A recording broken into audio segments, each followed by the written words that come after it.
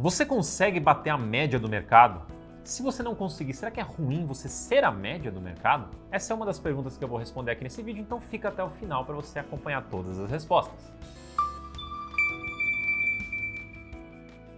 Então, começando pela primeira pergunta, quando considerar que um ativo perdeu seus fundamentos? Uma pergunta extremamente importante para aqueles que estão começando a investir, mas também para aqueles que já investem e precisam reforçar um pouco a tese dos seus investimentos. E um ponto que eu acho extremamente relevante para você saber é que é o seguinte: você só vai saber quais são os fundamentos de uma empresa, de um fundo imobiliário, de um ativo, se você estudar. Então você precisa estudar, você precisa entender o ativo, você precisa entender todo esse contexto para você chegar nos fundamentos. E os fundamentos não é só a proposta do ativo, mas também a sua visão para o ativo. Então, um fundamento pode ser a estratégia que ele segue, aonde ele pretende chegar, como ele pretende executar esse objetivo. Pode ser um ativo, uma empresa ou um fundo imobiliário que tem o objetivo de comprar imóveis e depois realizar ganho de capital nesses imóveis. Então, tem uma estratégia definida, você estudou, você gostou, você validou e é essa estratégia que você quer e é por essa estratégia que você investiu. Portanto, este é um dos fundamentos dessa empresa, por exemplo. Então, você investiu nela por conta desse motivo.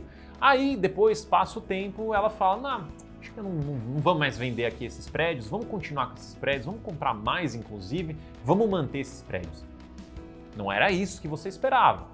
A estratégia era comprar para depois vender, era esse o ciclo que você ia seguir, era esse o ciclo que o fundo ou a empresa se propôs e ele está desviando desse propósito. Então, pode ser uma perda de fundamento.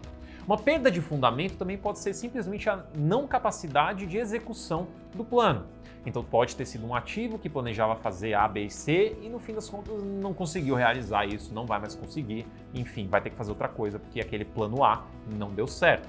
Pode ser uma perda de fundamento. Então, perda de fundamento pode ser um problema de fato. Quando ser um problema, o ativo não está mais performando bem. Então, basicamente, perder os fundamentos é quando você entende que aquele ativo não tem mais a capacidade ou também, por decisão interna, não vai mais perseguir aqueles objetivos iniciais, aquela proposta inicial e aquilo que você buscava ao investir nesse ativo. E a partir do momento que você entende que isso aconteceu, ou seja, o fundo ou ativo ali perdeu os seus fundamentos, aí é um momento de você parar e refletir novamente se você deve continuar no ativo ou não.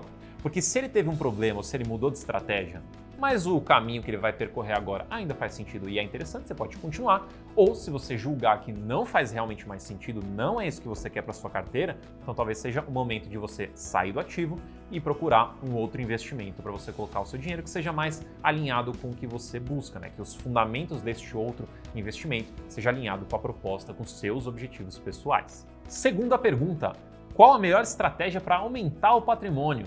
E eu vou dar uma resposta bastante simples: consistência, disciplina e dedicação.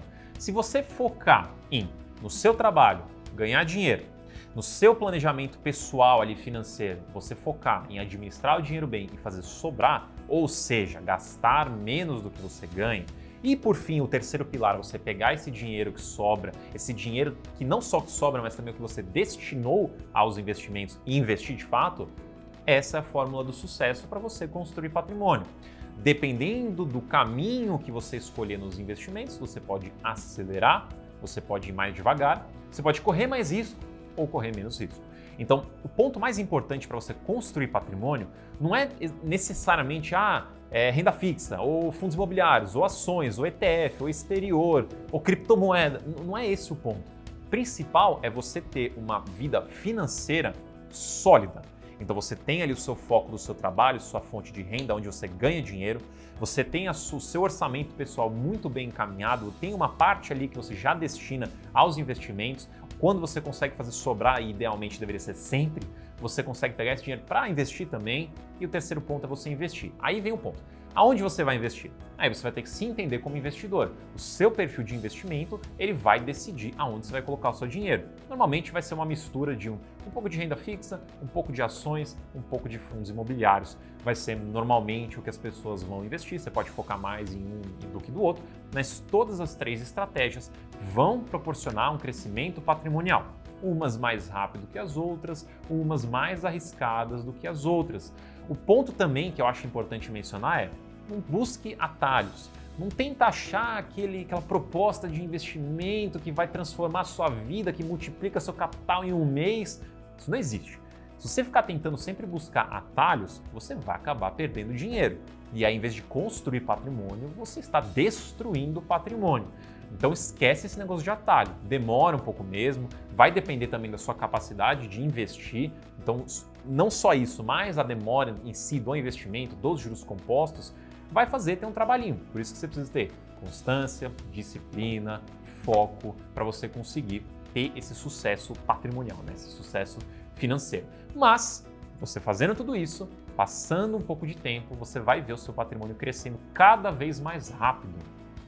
Porque se você lembrar, a fórmula dos juros compostos é muito afetada pelo tempo.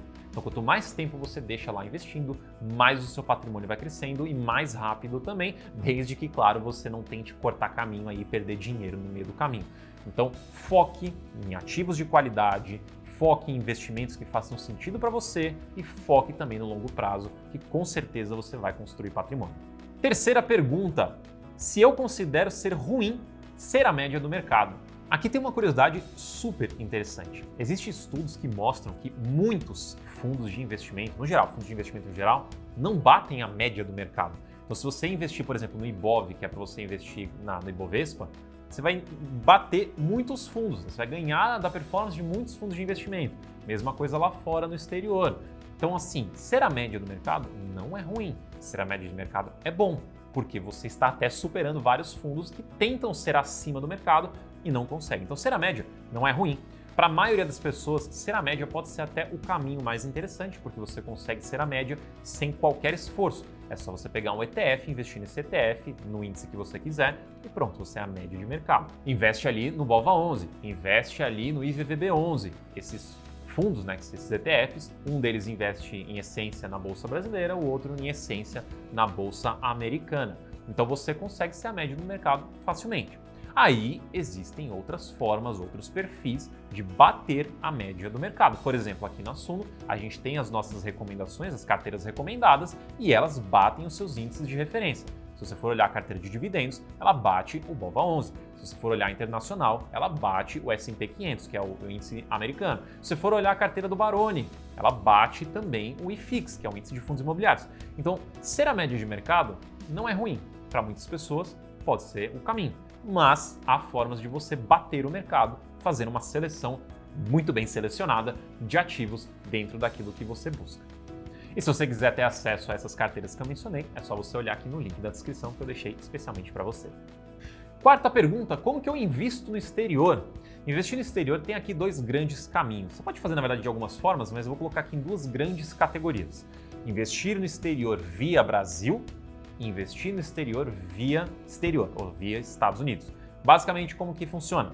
Pelo Brasil, nada mais é do que você, na sua corretora, que provavelmente você já tem ali a conta, você entra lá e você vai ter produtos que fazem você ter acesso ao mercado exterior. E existem produtos negociados em real mesmo, ETFs, por exemplo. O IVVB11 é um ETF brasileiro, só que aonde ele investe é no mercado americano. Então você consegue, usando a real, a moeda real, você consegue, através de uma corretora brasileira, comprar um ativo brasileiro em real e fazer o investimento indiretamente lá fora. Uma outra opção que segue a mesma filosofia é um BDR. BDR nada mais é do que uma espécie de um espelho de um ativo lá fora. É o mesmo conceito. Você, com o real, através de uma corretora brasileira, compra um BDR que é negociado em real, mas indiretamente você está investindo em um ativo internacional. Esse é o caminho número 1, através da corretora brasileira. É muito cômodo, é muito prático, é muito fácil. Agora temos o caminho número 2, que já adiciona um pouco mais de burocracia, mas tem outros benefícios também, que é você investir diretamente lá fora numa corretora estrangeira. Então você vai ter que abrir conta numa corretora estrangeira, você vai pegar o seu real aqui no Brasil, transferir, fazer uma remessa para sua corretora lá fora, transformar de real para dólar, e com o dólar na corretora lá fora, você escolhe aonde você quer investir. O que você tem de benefício aqui? Primeiro que você está investindo em dólar, então você está dolarizando de fato o seu patrimônio, é um patrimônio que está fora do Brasil, então você está diversificando também os seus riscos, né? Você vai ter sua parcela Brasil e vai ter a sua parcela também Estados Unidos. Tem um outro ponto interessante que você tem um acesso muito maior a ativos, então lá você tem acesso a todos os ativos americanos, obviamente, mas também vai ter acesso a ativos fora dos Estados Unidos. Você pode investir através dos Estados Unidos em ativos na Argentina, por exemplo, na China, na Europa, quem sabe? Então você tem essa possibilidade também. Então tem melhor, tem pior? Não necessariamente. Dependendo do que você precisa, você pode achar um caminho melhor do que o outro. Então vai depender muito de você. O Brasil, o caminho Brasil é muito mais fácil, é muito mais cômodo, é muito mais prático, só que tem suas limitações. O caminho exterior, ele é muito mais aberto de opções, mas ele tem algumas burocracias a mais, que tem essa de abrir conta lá fora, fazer remessa, a parte da declaração do imposto de renda também é um pouquinho diferente, então tem umas burocracias a mais, mas é uma opção totalmente válida também e uma forma de você efetivamente dolarizar o seu patrimônio. Inclusive, se você quiser saber um pouco mais de como essas coisas funcionam, vou deixar um link aqui na descrição para você aprender justamente esses processos. E quinta pergunta, a grande pergunta: investir é arriscado? E a resposta é: depende. Depende de você, porque o que é risco de fato? É você correr um risco sem saber, é você colocar o seu dinheiro sem saber como aquilo funciona, é você não medir corretamente o tanto de risco que tem naquela operação. O que eu quero dizer com isso? Todo investimento possui riscos. Todos. Até investir ali no tesouro, nos títulos de tesouro, existe um risco por trás ali.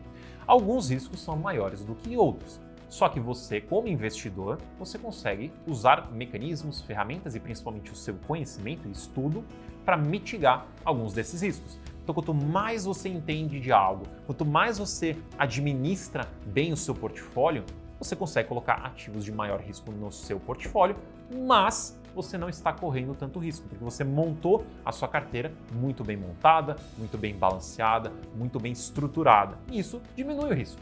Então você pode até colocar algumas coisas mais arriscadas na carteira, mas ainda não está correndo tanto risco assim, porque você montou um portfólio. Agora, você pode até escolher, por exemplo, um fundo imobiliário ou uma ação super segura, super tranquila e diríamos que é quase sem risco, você coloca o seu dinheiro ali. Só que se você não faz a menor ideia do que você está fazendo, mesmo esse ativo sendo super seguro, você pode fazer besteira, você pode perder muito dinheiro. Então entenda que o risco não é totalmente do lado do ativo, tem muito do risco do seu lado, do seu comportamento, do seu conhecimento. Então eu gosto de dizer que tudo é arriscado, tudo tem risco. Só que você entendendo como as coisas funcionam, você consegue administrar esse risco muito melhor e coisas mais arriscadas podem se tornar menos arriscadas porque você sabe o que você está fazendo. Então, conhecimento é um mitigador de risco. E se você quiser aumentar suas chances de sucesso, diluir as suas chances de risco, eu vou deixar aqui embaixo novamente, que nem eu mencionei, o link para você conhecer as carteiras recomendadas da Suno para você ver quais ativos a gente recomenda para que você invista. O link está aqui na descrição, é só clicar e conhecer. E se você curtiu esse vídeo, deixa o seu like, se inscreve no canal, ativa o sininho para você ser notificado dos próximos vídeos e a gente se vê lá.